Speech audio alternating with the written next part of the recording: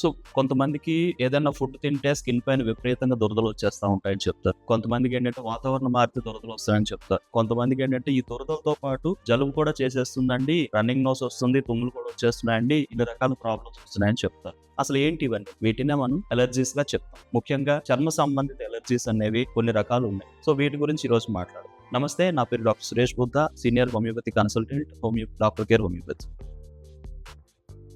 So skin అలర్జీస్లో ముఖ్యంగా మనకు సాధారణంగా కనిపించేవి ఏంటంటే స్కిన్ పైన దద్దుర్లాగా రావడం, ఎర్రటి దద్దుర్లాగా వస్తాయి. అవి పెరుగుతూ ఉంటాయి. కొద్ది మందిలో కొన్ని నిమిషాల దగ్గర నుంచి కొన్ని గంటల పాటు, కొద్ది మందిలో ఒక రోజు 2 రోజుల పాటు కూడా కంటిన్యూగా ఈ దద్దురు లాంటివి ఉండిపోవడం జరుగుతుంది. అండ్ మోర్ ఓవర్ ఇవి ఒక ప్లేస్ లోనే వస్తాయని కాదు, మొత్తం స్కిన్ మొత్తం ఎక్కడైనా రావచ్చు. కొంతమంది చేతులకి, కాళ్ళకి, వీపు పైన, పొట్ట భాగంలోన, ఒక ముఖం భాగంలో కూడా వచ్చే అవకాశాలు ఉంటాయి. తలలో కూడా కొంతమంది వస్తూ ఉంటాయి.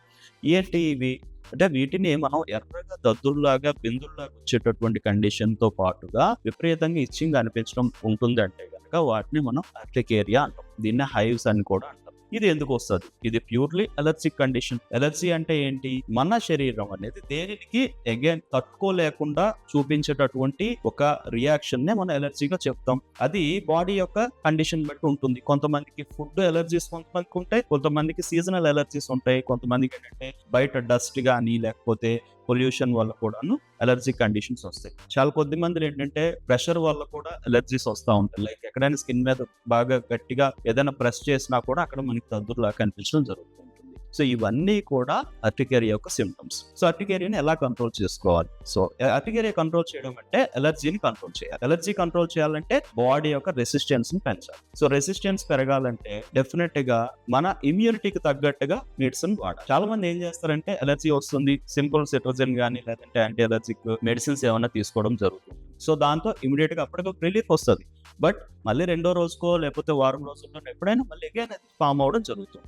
ఇలా రిపీటెడ్ గా రాకుండా ఉండాలి అంటే బాడీ యొక్క ఇమ్యూనిటీ అనేది అలర్జీకి అగేన్స్ట్ గా పనిచేయాలి. సో ఆ రెసిస్టెన్స్ ని బిల్డ్ చేసేది హోమియోపతిలో ఉంటుంది. మనకి ముఖ్యంగా రక్తంలో ఇస్నోఫిల్స్ అని కొన్ని సెల్స్ ఉంటాయి.